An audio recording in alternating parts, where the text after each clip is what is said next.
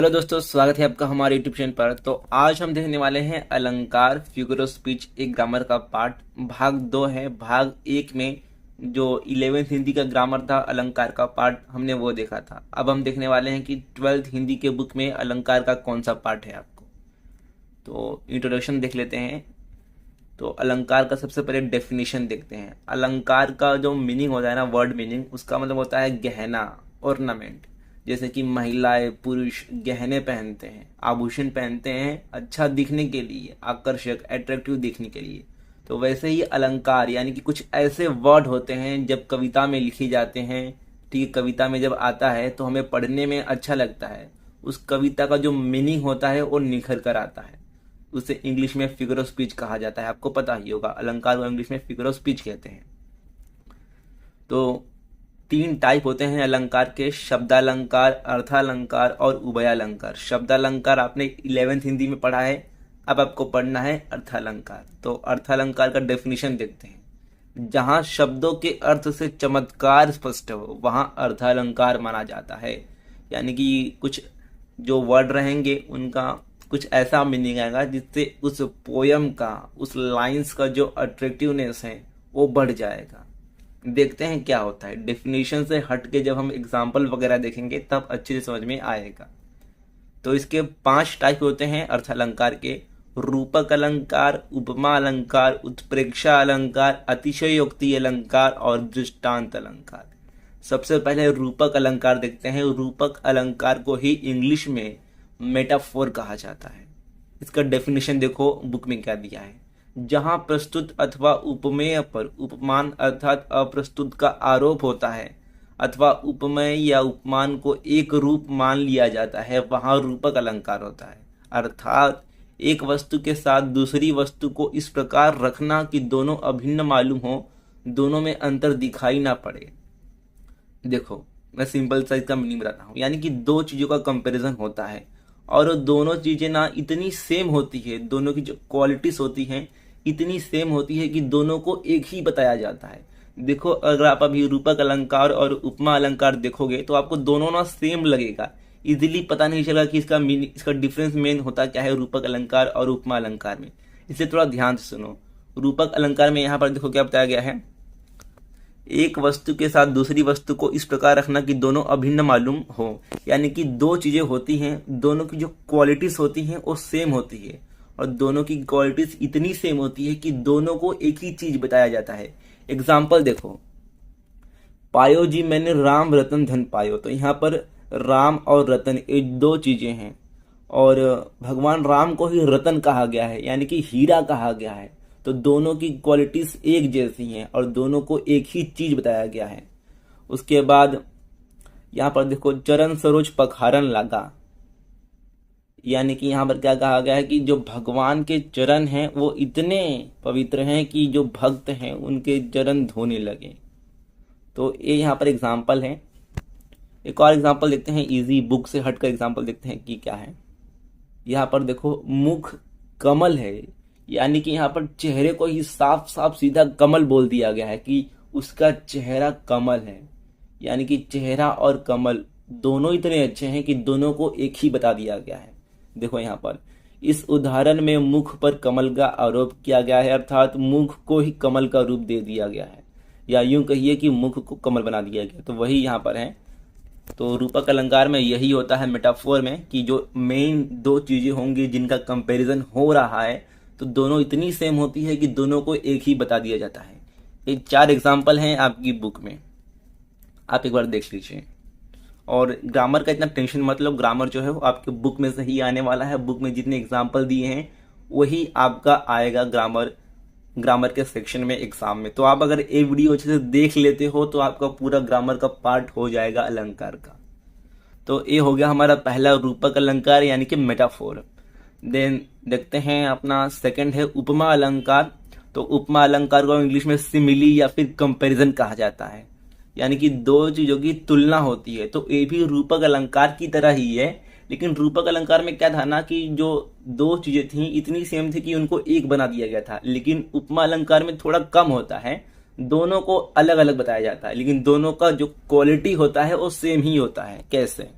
जहां पर किसी एक वस्तु की तुलना दूसरी लोक प्रसिद्ध वस्तु से रूप, रंग, गुण, धर्म या आकार के आधार पर की जाती हो वहां उपमा अलंकार होता है। अर्थात जहां उपमेय की तुलना उपमान से की जाए वहां उपमा अलंकार उत्पन्न होता है।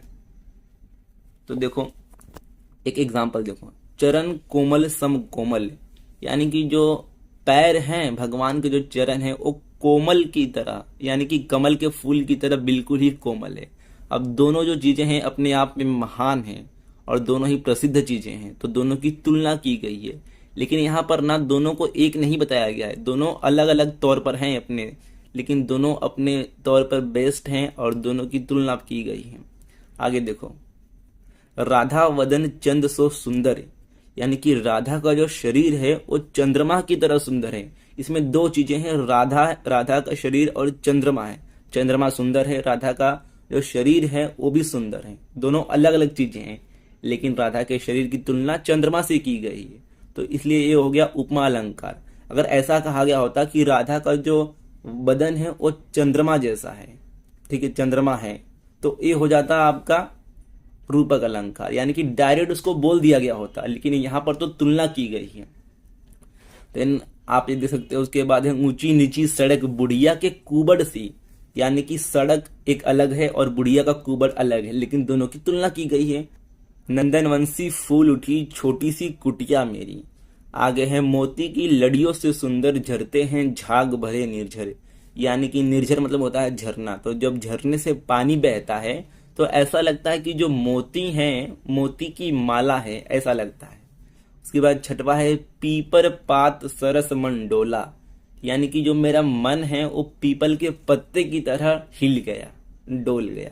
तो यहाँ पर दो चीजें हैं, दोनों की तुलना की गई है, लेकिन रूपक अलंकार में चीजें तो दो थी, लेकिन दोनों इतनी सेम थे कि दोनों को एक ही बता दिया गया था। जैसे कि मुख कमल है, यानी कि चेहरा ही कमल है, डायरेक्ट बोल दिया गया था, इसलिए इसको बोलते हैं रूपक अलंकार। और उपमा में यहाँ पर देखो लिखा है मैंने, सिमिली या फिर कंपैरिजन, दो चीजें होंगी, दोनों का जो क्वालिटी होगा सेम होगा, इसलिए तो दोनों की तुलना की जा रही है, लेकिन दोनों अपना खुद का आइडेंटिटी भी बना के रखेंगे। बट रूपक अलंकार में दोनों एक ही हो जाते हैं बाद में, तो ये मेन डिफरेंस होता है इनके बीच में। यहाँ पर एक और एग्जाम्पल देख लो, हरिपद कोमल कमल। तो यहाँ पर इस उदाहरण में हरि यानी कि भगवान के पैरों की तुलना कमल के फूल से की गई है और हरि के चरणों को कमल के फूल के जैसे कोमल बताया गया है। आगे देखते हैं, तो आगे है उत्प्रेक्षा अलंकार, यानी कि इमेजिनेशन मेटाफोर।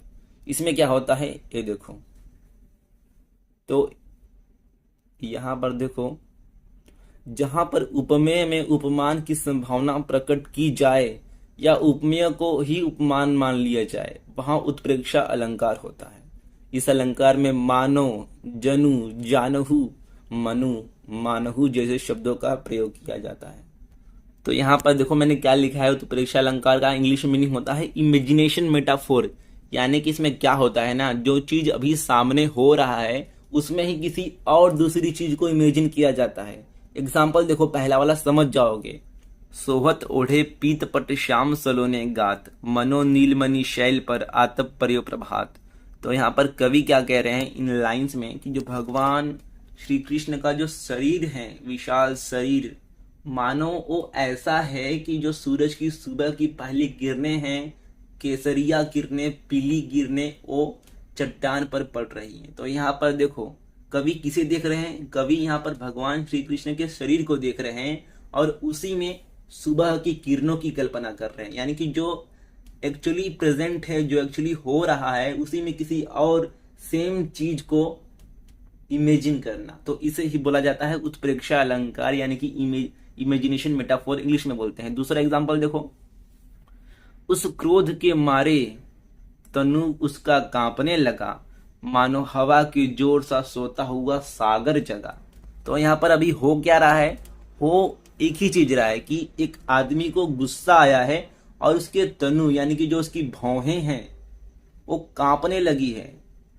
तो कवि इस चीज में क्या देख रहे हैं, कवि इस प्रस्तुत घटना में जो अभी हो रहा है कि एक आदमी को गुस्सा आ रहा है, तो कवि देख रहे हैं कि मानो ऐसा हो रहा है कि तूफान आ गया है। देखो क्या है कि मानो हवा के जोर से सोता हुआ सागर जगा, यानी कि सागर में लहरें उठ गई। तो इसलिए यहाँ पर देखो क्या बताया गया है शुरू में, इस अलंकार में मानो, जनु, जानहू, मनु, मानहू ऐसे शब्दों का प्रयोग होता है, यानी कि मानने के लिए कहा जाता है, मानने के लिए कहा गया है, यानी कि इमेजिन करने के लिए कहा गया है।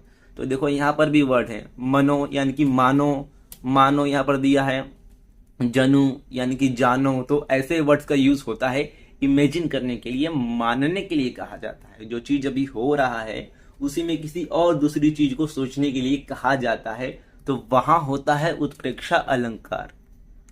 एग्जाम्पल यहाँ पर आपके देख लो, जान पड़ता है नेत्र देख बड़े बड़े, हिरकों में गोल नीलम है जड़े। जान इस वर्ड का यूज किया गया है, यानी कि जानने के लिए कहा गया है। उसके बाद झूठे जानी न संग्रही, मन मुंह निकसे बैन, याही ते मानहू कि ये बातनु को विधि नैन। यहाँ पर देखो एक एग्जाम्पल है, इजी एग्जाम्पल, ये एक्स्ट्रा एग्जाम्पल है, बुक में नहीं है आपके। नेत्र मानो कमल हैं, यानी कि जो नयन है, आंखें हैं, उसको कमल मानने के लिए कहा गया है, डायरेक्टली बोला नहीं गया है। अगर डायरेक्टली बोला गया होता कि नेत्र कमल हैं तो वो रूपक अलंकार हो जाता। अगर ऐसा बोला गया होता कि नेत्र कमल की तरह सुंदर हैं तो उपमा अलंकार हो गया होता। लेकिन यहाँ पर क्या बोला गया है, मानने के लिए कि नेत्र मानो कमल हैं, तो ये हो गया आपका उत्प्रेक्षा अलंकार। तो देखो कितना एक एक वर्ड का सिर्फ डिफरेंस है। अगर वर्ड आगे पीछे होता है तो वो दूसरा अलंकार बन जाता है, उसको पीछे करेंगे तो वो दूसरा अलंकार बन जाएगा। तो इसलिए थोड़ा ध्यान से सुनो। तो आगे देखते हैं चौथा, अतिशयोक्ति अलंकार। तो इसको इंग्लिश में बोला जाता है हाइपरबोले। तो अतिशयोक्ति यानी कि बढ़ा चढ़ाकर, जो चीज हो रहा है उसमें मिर्च मसाला लगाकर, उसे बढ़ा चढ़ाकर आकर्षक दिखाने के लिए, बात का वजन बढ़ाने के लिए ऐसी बातें बोलना, ठीक है, थोड़ा बढ़ा चढ़ाकर।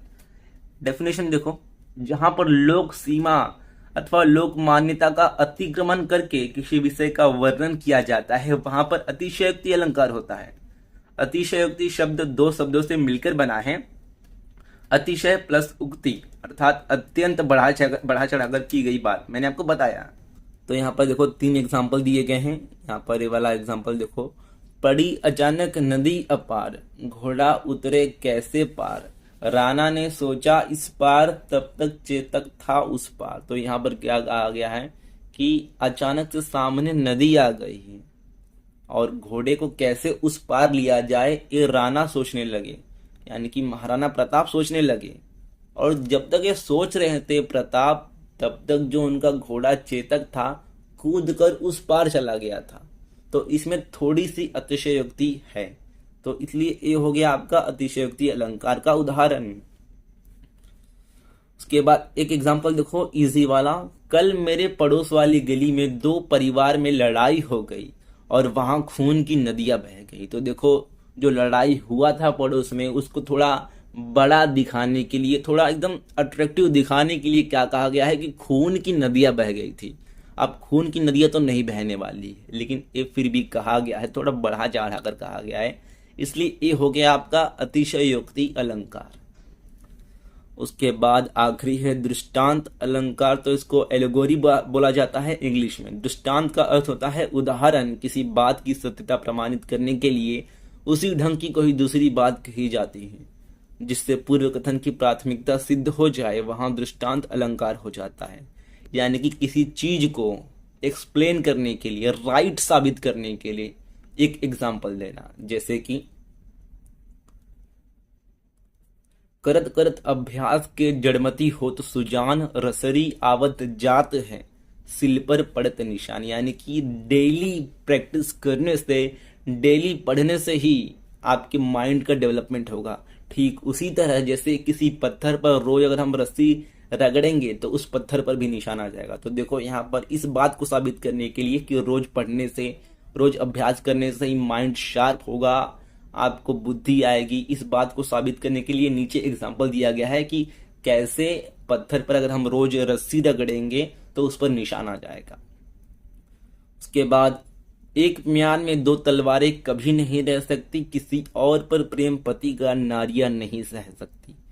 तो ये कुछ एग्जाम्पल हैं दृष्टांत अलंकार के। दृष्टांत अलंकार यानी कि उदाहरण देना होता है किसी बात को सही साबित करने के लिए। एक एग्जाम्पल यहां पर भी देख लो, पापी मनुज भी आज मुख से राम राम निकालते, देखो भयंकर भेड़िए भी आज आंसू ढालते। यहाँ पर पापी मनुष्य का प्रतिबिंब भेड़िए में तथा राम नाम का प्रतिबिंब आंसू से पड़ रहा है। तो एक एग्जाम्पल हो गया। ये सिंपल 3 एग्जाम्पल आपके बुक में दिए गए हैं।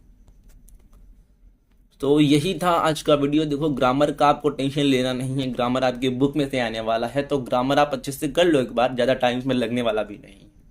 सो यही था ग्रामर, यही था आज का वीडियो अच्छा लगा तो इस वीडियो को लाइक कर दीजिए और इसका पीडीएफ का लिंक जो है नीचे डिस्क्रिप्शन में मिलेगा। आपको जो स्लाइड है इसका भी पीडीएफ मिलेगा, साथ ही जो हैंड रिटन अलंकार का नोट्स है उसका भी पीडीएफ का लिंक नीचे डिस्क्रिप्शन में मिलेगा। तो जाकर चेकआउट कर लेना, एक बार डाउनलोड कर सकते हो। साथ ही टेलीग्राम ग्रुप ज्वाइन कर सकते हैं और मुझे इंस्टाग्राम पर फॉलो कर सकते हो अपने डाउट पूछने के लिए, सवाल पूछने के लिए regarding to your exam subject. कुछ डाउट है, कुछ आपके माइंड में ऐसा कुछ है कि मुझे पूछना चाहिए, इसका मुझे समझ नहीं आ रहा है कि क्या करना है, तो सिंपली आप मुझे इंस्टाग्राम पर मैसेज कर सकते हो। मिलते हैं किसी वीडियो में। वीडियो पूरा देखने के लिए बहुत बहुत धन्यवाद। Thank you guys.